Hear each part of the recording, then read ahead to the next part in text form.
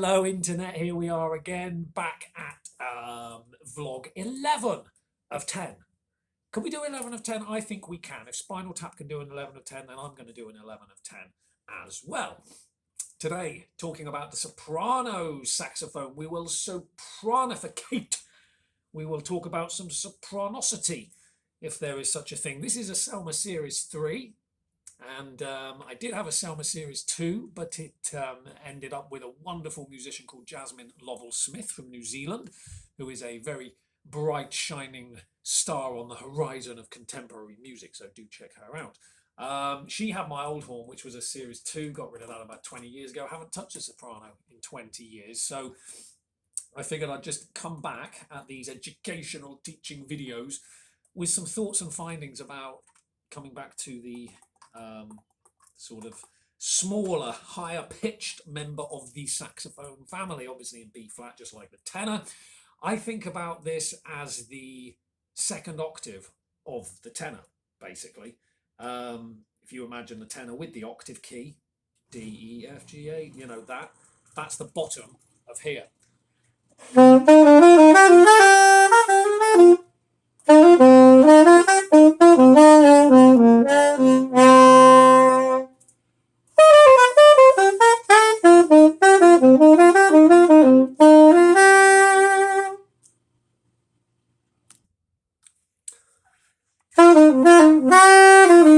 Okay, so the bottom of the soprano really just feels like the first octave of the tenor for me. I know everyone's like super different, and some people view the soprano as a very independent instrument. Perhaps if they play baritone and soprano, they would see each one as a very, very different world. You often, even with soprano and alto, perhaps people would view them as two very independently distinct instruments, whereas for me that's not the case. They're just instruments. You put a reed on at the end, it's a mouthpiece, it blows. Yes, the soprano's smaller, it's tighter, the air moves faster through it, but that's no more of a concern to me to deal with than perhaps the analogy that if the tenor is a 7-seater SUV 4x4 and the soprano is a Golf GTI, but if you can drive, you can drive, right? You just need to get your head around them in a bigger vehicle. It operates differently. The brakes, the accelerator work slightly differently. The Golf GTI, if you give it some gas, is going to move much faster. So same with the soprano. You put the air through it, it moves much faster. There's an immediacy of sound with the soprano.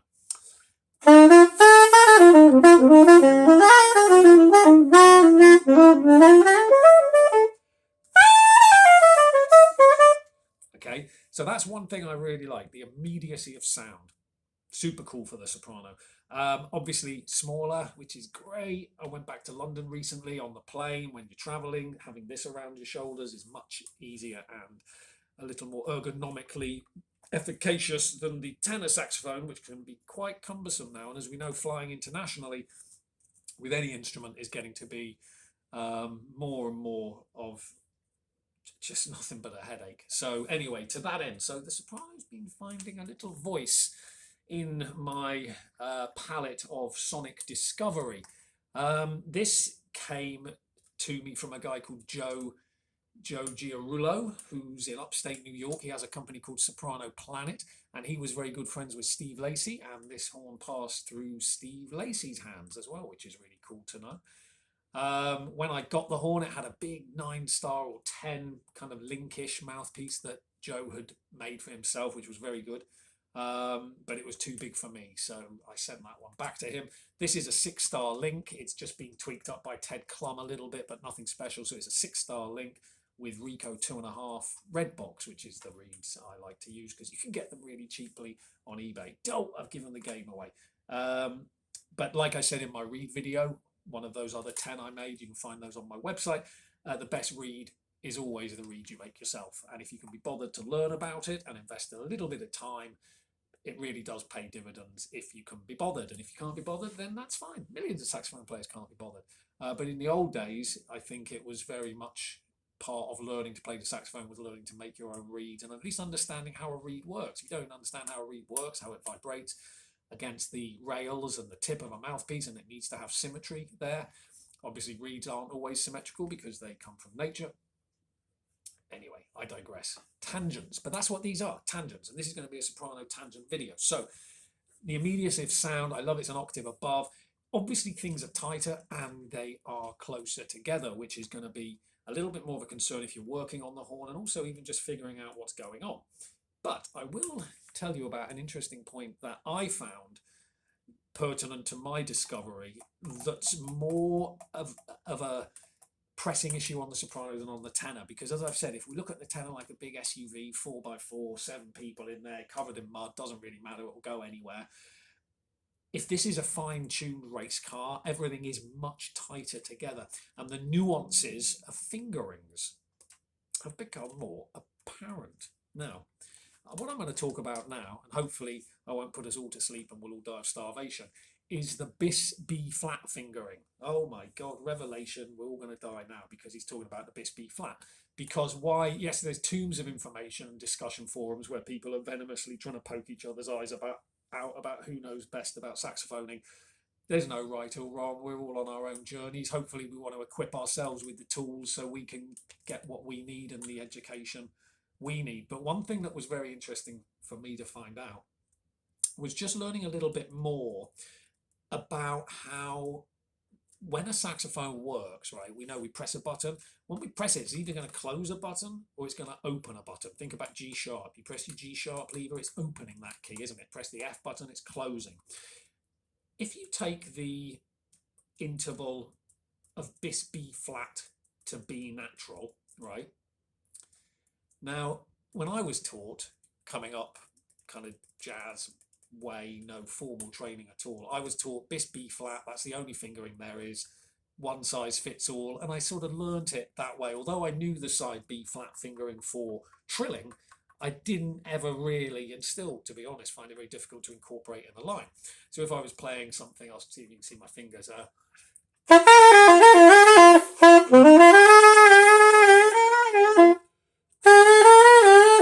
So that's, I'm doing the B flat to B. But what I was noticing is, for some reason, because it's smaller together, I was seeing this movement in my hand, right? And it really got me thinking about, yes, firstly, that's not a very good movement, is it? Look. And I realised if I went from B flat using the side key to B, there's no movement in my wrist at all. Now, I kind of knew this years ago, but I was like, whatever, play jazz, doesn't matter, doesn't care. Well, that used to be how I thought. And then it reached a point where I thought, actually, I want to refine what I do. I want to try and get better at this. And if Adolf Sax actually made the saxophone with buttons on it to make this stuff easier, why am I shooting myself in the foot? Okay. So that brings me on to the next one, which is really interesting. And again, I found this quite noticeable at the top end of the horn, and I'll show you what I mean. If we play the B to C, B, C, B, C, right?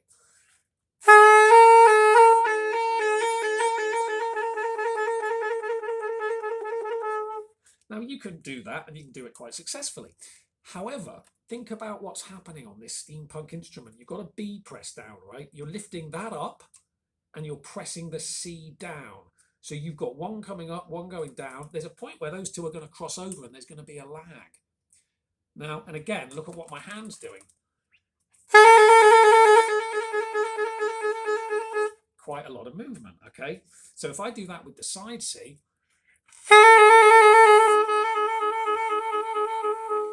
nothing, no movement again.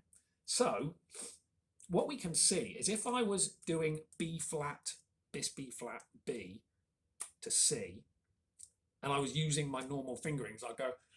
Okay,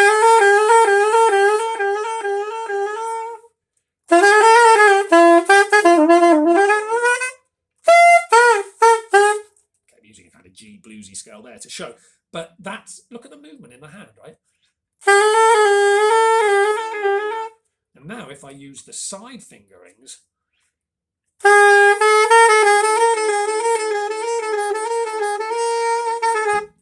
you can really see. And then there's obviously C to C sharp, right? Now this is a really interesting one to think about on the horn, because when you press a C, look what's happened. You've got 3 buttons that are all depressed, right?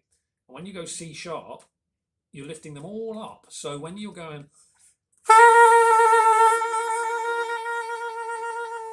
yes, we can make that work. But if we played the C,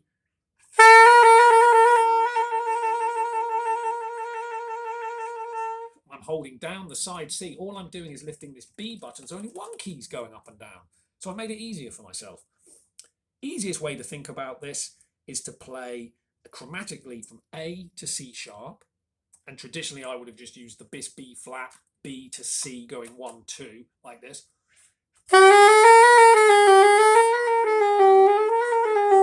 But now, using these side fingerings,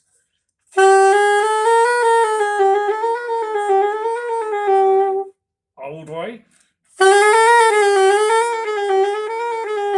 new way.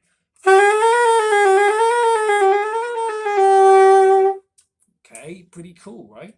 Now, if you watch videos of me, you'll see none of that, me doing that. You'll always see this B flat with this wrist movement thing that's part of just how I learned to play the horn. We all have idiosyncrasies, right? We all come up with various things, but I think learning to still the movement in one's playing, not so that you become a boring person to watch necessarily, but that the energy is in the music, not in this extraneous physical movement, which I do a lot of, unfortunately. I'd like to try and get better at it, but sometimes we get lost in the music, caught in the trap. There's no turning back.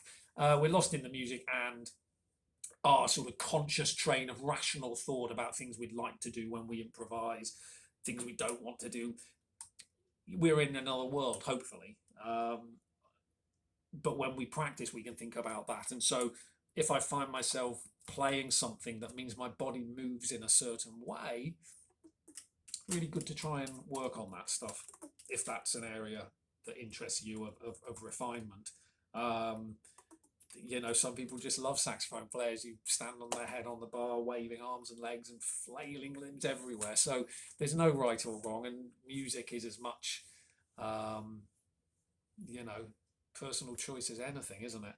But I do think music is the art of sound, whereas art is perhaps the development of sight. So often people might say, "Oh, I went to a great gig the other day. It sounded so amazing. The bass player was standing on his head playing with his teeth." And I think, oh, okay, it might have said, you mean it looked amazing? That's so the concept of things, how it looks and how it sounds.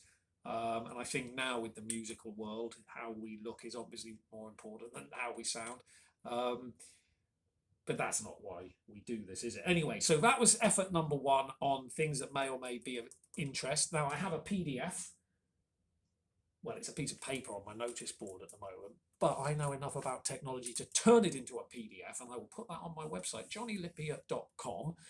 And if you go to the resources tab, you'll see that up there. And I've got some exercises written out over the horn. There's another one about the F sharp as well. Obviously F sharp, G.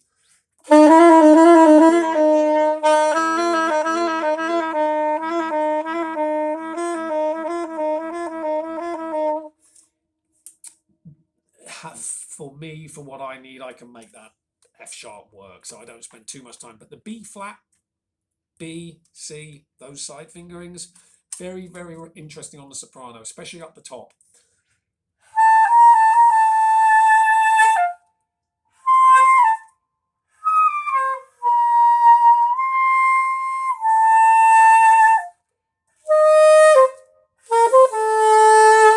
Now you can hear as well, I'm at a piano finally. We got out of our 1-bedroom apartment in Brooklyn, got a nice place here, drums, piano, yes. Now when we play the piano, as you know, we get the vibrations and everything coming back.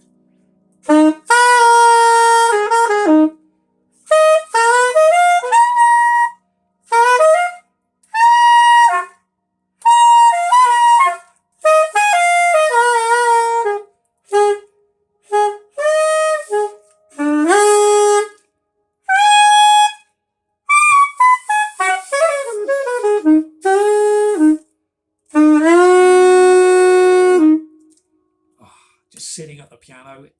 If you haven't got a piano, try and get one, try and get to one. You can find one somewhere, libraries, schools, town halls. There's something magical about it. I mean, this was horribly out of tune. It's taken quite a while and it's still not in tune, so if you have perfect pitch, forgive me. But when you play a note with the sustain pedal down and the dampers off and the strings are just vibrating, it's metal and wood talking to each other, isn't it? That's what that is. So what you feel, what you hear, it's not digital. It's not a digital sound wave. You can't put it in a file. It won't affect you. It won't touch you. It's vibrating, right? Now the horn, ebonite mouthpiece notwithstanding, is wood and metal vibrating as well, right?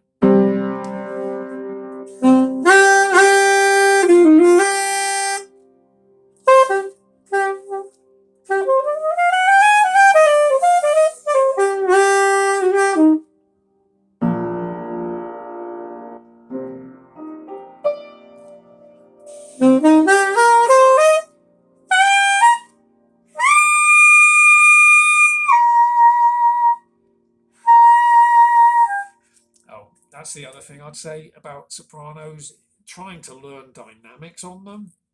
A lot of people, they play soprano, it's one dynamic, it's just very loud. I think practicing playing quietly up the top, taking a high C, for example.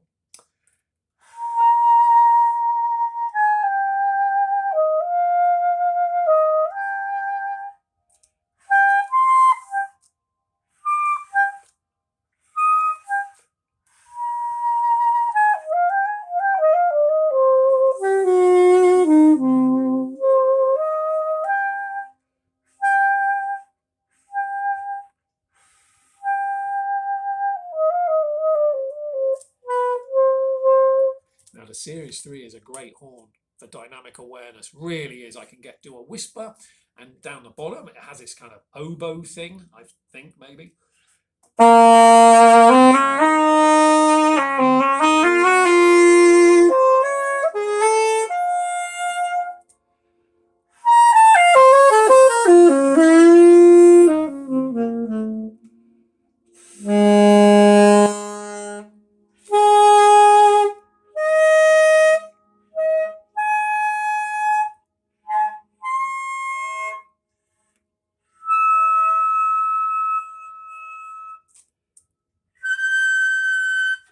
Steve Lacy talks about coaxing those overtones out, literally out of a cave, befriending them, making friends with them. Steve talks about the overtones being in the reed, which is very interesting.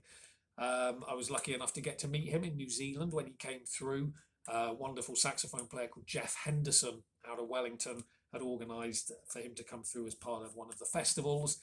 I only wish I'd knew more about Steve Lacy at the time. He was somebody whose work and rhetoric towards the music I only really got into a little later on. Although I knew who he was and his contributions to the music, I think the questions I would ask him now, especially having read his book Findings, which for those of you who are interested in the soprano really is worth a wonderful check out, and another book I've got which is a whole load of interviews compiled with him.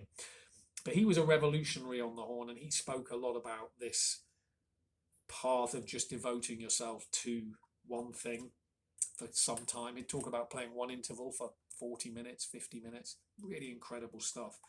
So those are some of the thoughts and things I wanted to share about the soprano. I'll try and keep this short and sweet. Well, I say short and sweet for me, 20 minutes. But come back, check out. I'm going to make lots more videos. I'll do one with the tenor next, and we'll talk about some more stuff. But I just wanted to do one on the soprano to say welcome back to the World Soprano Saxophone. Selmer Series 3, Otto Link 6.5, Rico Rep Box 2.5, and there we go.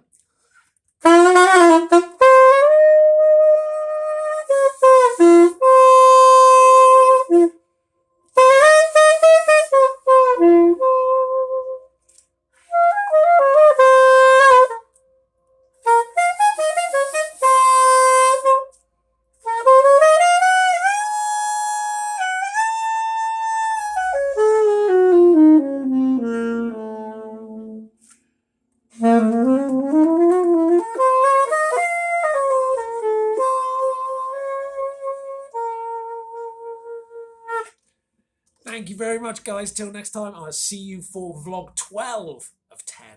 It's going to be fun, isn't it? We'll see how many I can do. But hopefully that was fun. Maybe you learned something. Maybe you didn't. Get inside the piano. Sit and just play a note. Oh, man, it's all there.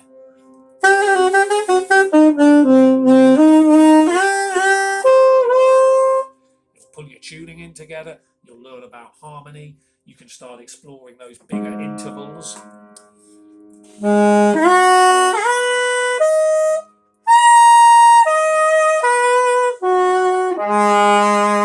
Which is really important on the horn. Dynamic awareness, figuring out those B flats. Anyway, I could talk about anything. Tell me what you want me to talk about. Leave a message in the thing. I'll make videos about anything you want. Want more videos about reeds, ligatures, mouthpieces, straps, old videos, adverts, saxophone players? I could talk about anything. And I will. Usually I put people to sleep after about 20 minutes, 25 minutes. So we're probably getting to that point now. But maybe that was fun for everyone. And just remember, everything's connected to everything, isn't it? Every time we breathe in and out, that's trillions of atoms. So when you blow the horn, everything is everything. So when we sit with the piano and we play, everything's vibrating. I truly believe we're making the world a better place. Peace and unity through music brings people together every corner of the globe. Music transcends all the boundaries, as we know. So the more we focus on music, the more time we put into music, I truly believe we're making the world a better place, for what it's worth. So anyway, that's me, Johnny Jazz, over and out. Peace out, Cub Scouts, and I'll see you later. Ciao.